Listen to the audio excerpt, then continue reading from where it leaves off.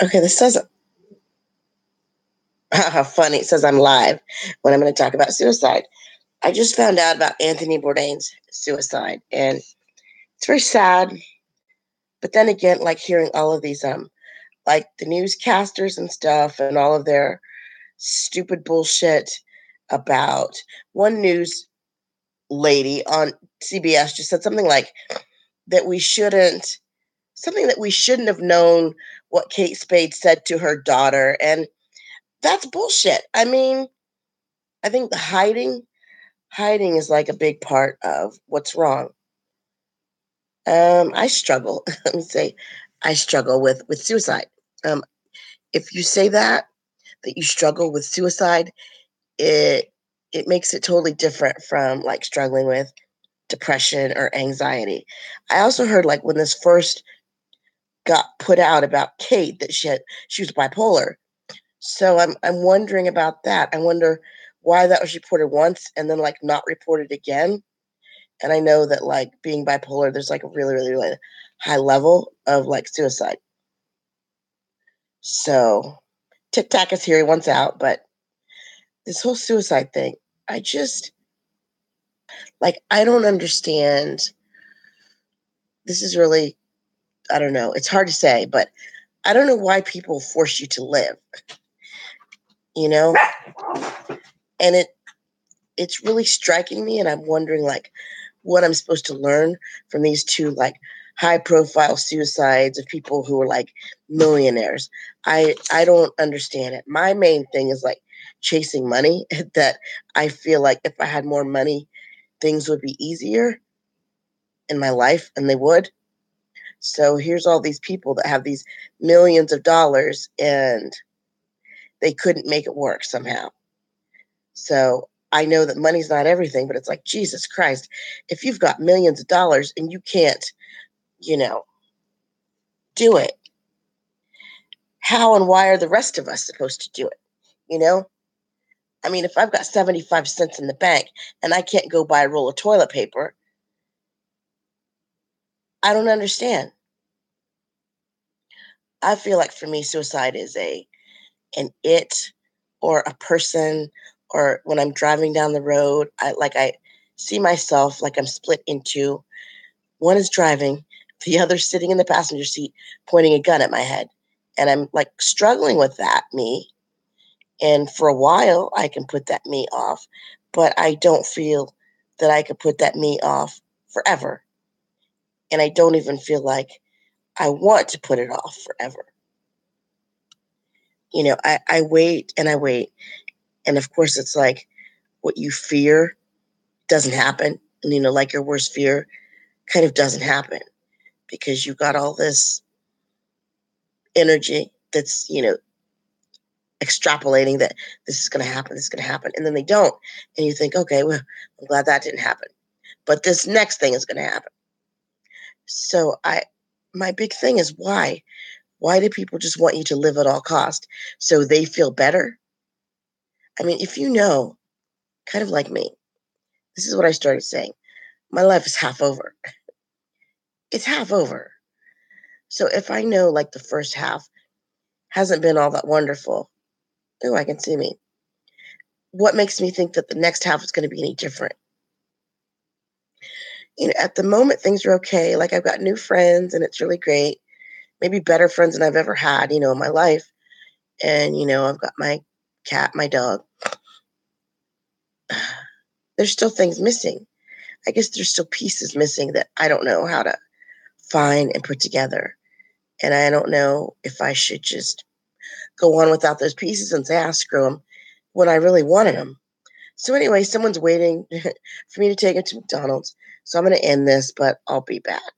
And again, it's up to you. I say if you're 10 years old, 15, I would say probably under 35. If you're under 35, don't do it. Just wait. Just wait until you're, I don't know, 45 and see what your life looks like then and then reevaluate it. But don't kill yourself if you're I'd say under, I don't know, under, let's say, 60. Even if you're over 60, maybe somebody loves you. Maybe you should stick around. But I totally have respect for your decision. But if you haven't lived like a great deal of your life, stick around. Try to stick around. I see 3 people. I don't know if 3 people are watching me or what. I'm going to try and see because I'm not sure how this thing works. But again, talking about suicide, it's very sad. I feel sad. I want to cry. But I also understand that I can't get in anybody else's shoes. If they felt that bad, then they felt that bad. It's no joke. It's no cry for help. That's what they felt they should do. And I respect their decision. And I can't ever say that I would say, "Oh, it's wrong. You're wrong." Hey, Exopa, how are you? I think you're the first person to type something. So what are you up to? Where are you from? I'm in the US.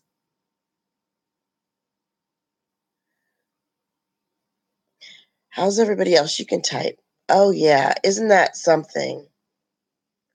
That's something. It's sad. It's really sad. Like I wish I knew. I wish I knew why. I really do. Like for me, yeah. For me, a lot of why I'm upset or whatever in my personal life is money. Because like I say, when you have no money, it's just really, really hard. And I know people with money still struggle, but it's a different kind of struggle. I mean, if I could go out and buy a flower every day, and sit at home and look at my flowers, or smell my flowers, that would be great. Or if I could, you know, get in an airplane and fly first class and, it'd be different. Also, they had family. I mean, I guess I have family, but I can't. They're dead. They're dead to me. I can't, you know. They don't call, they don't visit me, they don't act like I'm alive. So I guess I don't have family. And it's really sad for her daughter. I really, I'm worried about Kate's daughter, but it's really sad. So have you ever thought about suicide?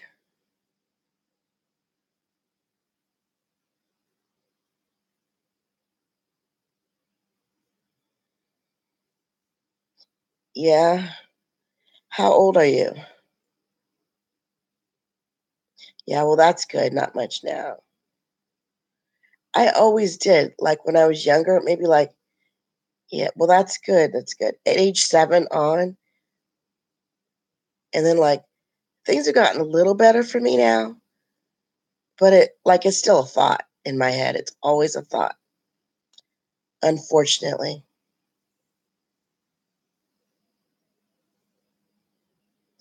And I look at things too, on YouTube, and I'm like, okay, I got to take a rest. Stop watching people committing suicide and dying on YouTube. You know, I think for me, it's like when you don't feel like you have options. I don't feel like there's any options. Like when I feel totally alone and that I'm gonna be homeless or whatever. Instead of trying to find, solutions, I just feel like, well, I'm just gonna give up. And I don't have any kids either, so no boyfriend, no husband. And people don't realize just how lonely that is. Because you think, okay, of all the people in the world that can find, a husband, yeah, oh yeah, that's right. I got a dog and a cat. Tic Tac, he really loves me. Here he is. Come here. Somebody wants to see you. This lighting's kind of hard.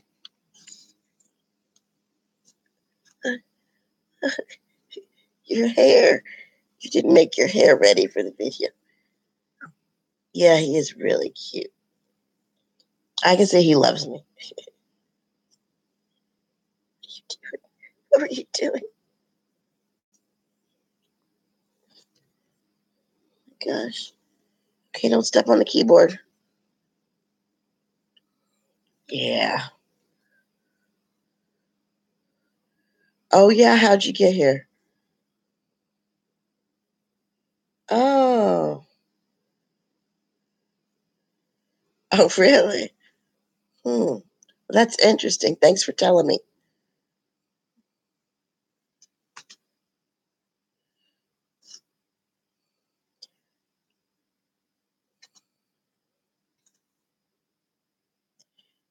Yeah. Did you ever like look up suicides on here? I have. It's like, it's crazy. I don't think they should take the videos down, but like, it's easy to get obsessed with and just look at them and like, you know, think, well, I might do it this way or I might do it that way.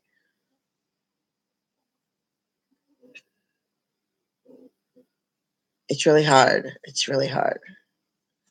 Like I say, I've tried a lot, but I don't know. And then I do like, yeah, exactly. That's what I think.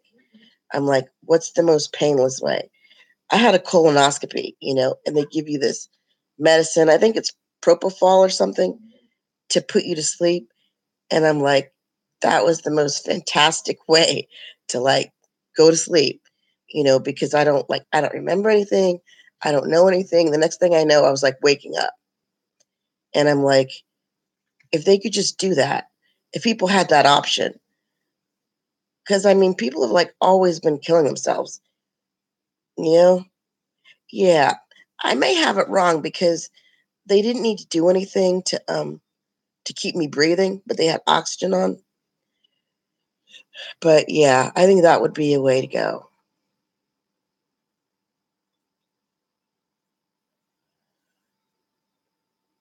Hmm. It's really sad. Yeah, yeah, we are. You know what I was thinking too? I was thinking like that there should be something other than like the suicide line because actually I've called that number maybe like 4 years ago.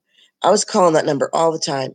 And a guy actually told me, and I could tell he's a black guy too, not that that has anything to do with it, but he said like I was wasting my time. I'm like, um, okay.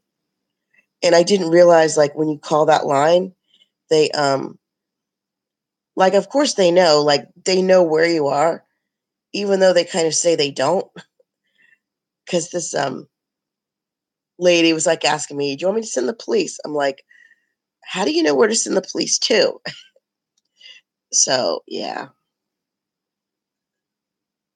And I was gonna jump off this bridge, and it's kind of far to like go from one end to the other and like turn around. So I kept like driving over this bridge like 4 times. And then like every time I drive over it, I just got like, I don't know, my stomach, just really horrible, I guess, knots or whatever.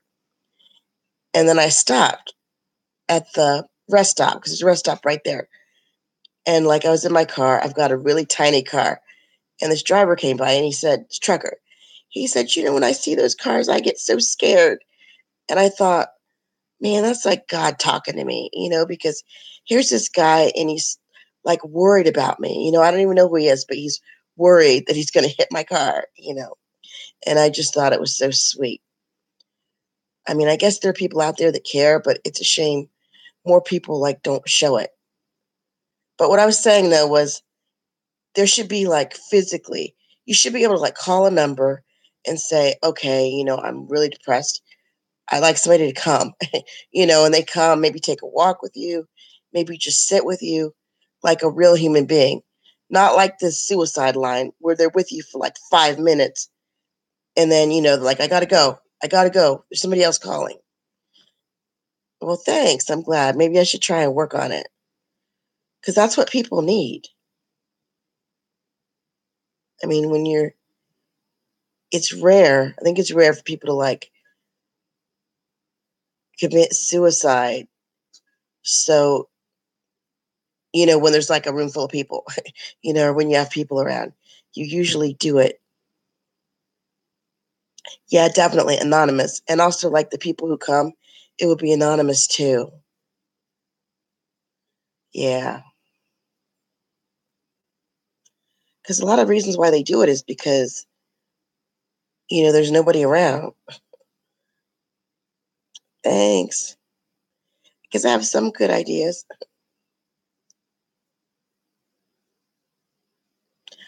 Exactly. Exactly. And also, like, maybe to hear from people who have felt like that before, you know, and who've like lived through it. Because it's kind of crazy to like talk to somebody who's never felt like that.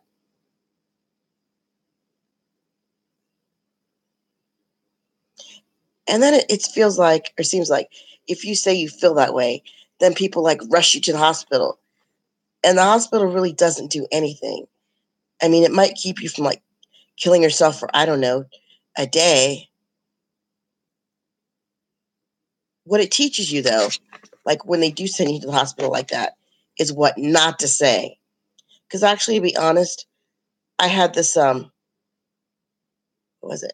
Oh, this appointment for like depression. And she's asking, like, on a scale of 1 to 10, how bad you feel. And I'm like, I was losing everything. I was losing my house, everything. So I'm like from 1 to 0, 10. So I'm like, or 9. So I'm like 9. And so she just automatically sent me, she like felt that I was like suicidal. So she's like, did something and said, your doctor wants you to go. And I'm like, what? So they got the police and they put me in the back of the police car, sent me like half an hour away to this other city where the hospital is. And I was there like only long enough to talk to the doctor and have her say, you don't need to be here, you know. But that really taught me like what not to say, which is sad.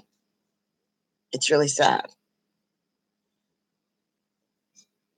It was an experience though, something that, an experience. Because I had to do where you take off all your clothes and they give you paper clothes and paper underwear. And there was a lady next to me and she had a police officer. So I don't know, I guess something with the jail. Then there was a guy here. And it was kind of funny because I'm 5 foot. So the pants they gave me, they were like this much too long. I was like walking on them. It was just, it was, um, it was an experience. That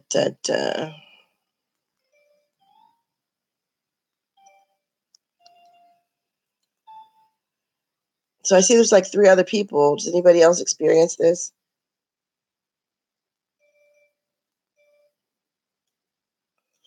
Oh, yeah, yeah.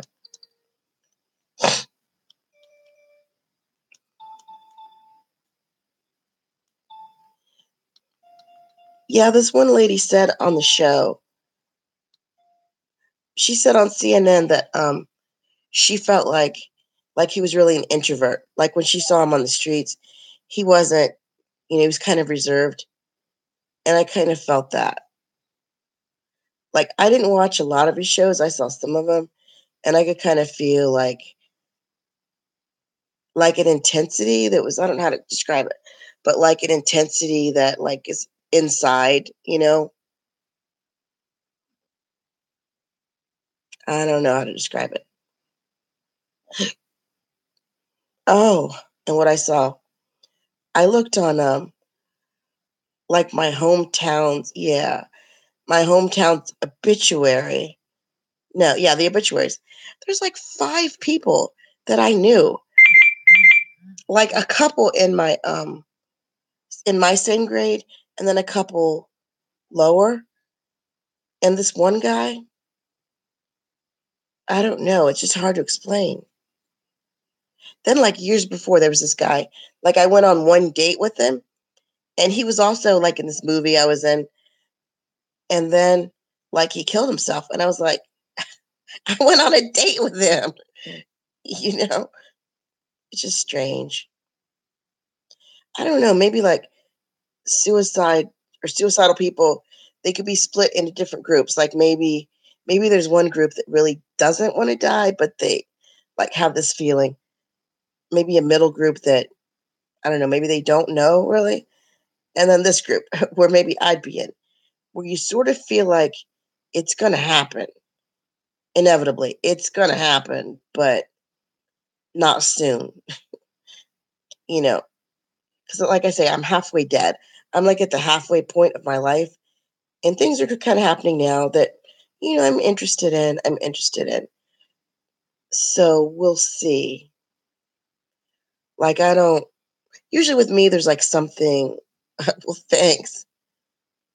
There's something that sets me off. Like, a lot of the time, it's like my living situation. If I'm worried, that I'm going to be homeless, that's a really, really, really huge thing. And I've never been homeless. I've had like two places to live, but money has been the issue, and then the whole homeless thing, and then of course, like the loneliness thing. No boyfriend, no kids. I do consider my dog. He's like a kid. I take him to the dog park and meet people and talk to people, and so that's really good to get out. And it's funny. It's like at the how like maybe people ask you the same thing all the time, and you're like, okay, or like dating, online dating, they'll ask you the same thing, weight, height, whatever, which I hate answering. But with my dog, like when they say, what kind is he? How old is he? Like I never get tired of saying that, which is so funny. It's hilarious because it's like your kid. You never get tired of talking about. And then, he's such a little, I want to say little kid. He's maybe 11 pounds or something, but he'll go on the side with the big dogs that are like 100 pounds and under. But he does really well. I watch him, like, make sure they're all nice dogs. And there's other little dogs over there. And then he goes. Yeah. He'll usually find, like, one dog that he loves that he'll, like, run around and hump. He does. It's funny, but sometimes he doesn't, which is kind of weird. And I said he's like me. Like, I like some people, and then some people I don't. Like, I don't want to be around. It was cute. He liked this one dog. And I said, Tic Tac. I said, yeah, it's hard when you fall in love. Because he just kept chasing that dog. And I had to go get him and, like, pick him up. Because I'm like, you don't want to terrorize somebody. I'm like, that's stalking. It's sexual harassment. I won't stand for it. So what part of the US are you in, if you want to say? I'm in like the Midwest, around Kentucky, sort of. Oh, that's neat. So you like in the city area or like I know there's like wooded areas. Yeah. I went to New York. It's funny. I went by myself, which was really funny. I didn't get on the Yeah, I think that's really neat. I didn't get on the subway, but I took like taxis, which for me, because we don't have taxis, or where I live, we didn't have them. So it was really crazy. I'm like, oh my gosh, I'm getting a taxi. Here, now we have cabs here, but it's like you have to call it. They're bizarre cab. Like you can't just be standing outside and call a taxi. You've got to like call this number and then they'll come over to you. And there's only like maybe three taxis. It's crazy. We do have like a new bus system, which, oh my, this is hilarious. With the bus, you can get the bus. Like if you're out walking and you like raise your hand, the whole bus will stop for you. Isn't that funny? That's what people in like big cities think is really crazy. They're like, the whole bus stop? I'm like, yeah, the whole bus stops. they have like they have like set like let's say it'll stop in front of the library. Okay. Then you can get on and off. But if you're within like that walking distance, You can just like raise your hand and the whole bus stops. It's hilarious. And they'll ask you like when you get on the bus, they're like, "Where are you going?" And I felt like, "You're asking me where I'm going for. That's my business." But they ask you so they can like know where to stop.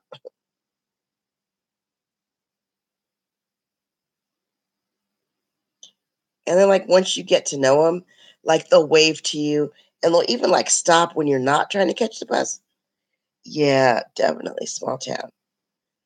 So you got to watch what you say on the bus because everybody's going to know about it.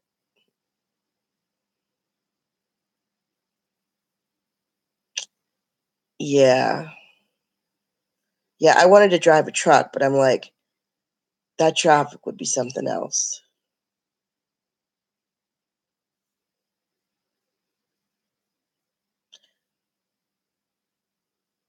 Hmm.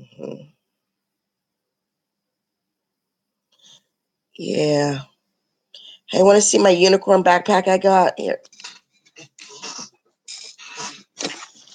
It's kind of hard to see. Isn't it crazy?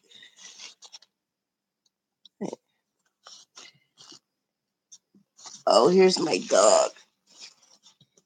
Here he is. Look. Hey, are you jealous? Did you get jealous?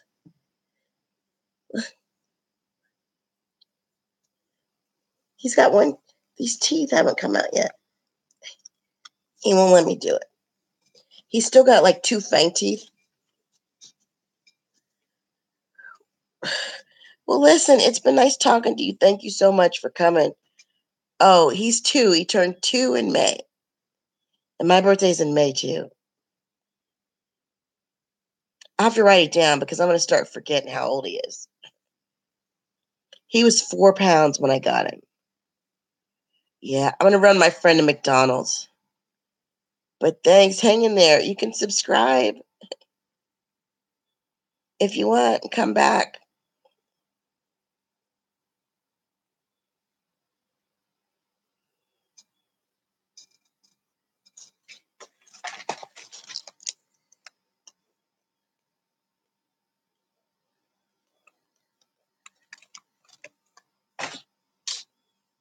Okay, I'll see you. Bye. Thanks.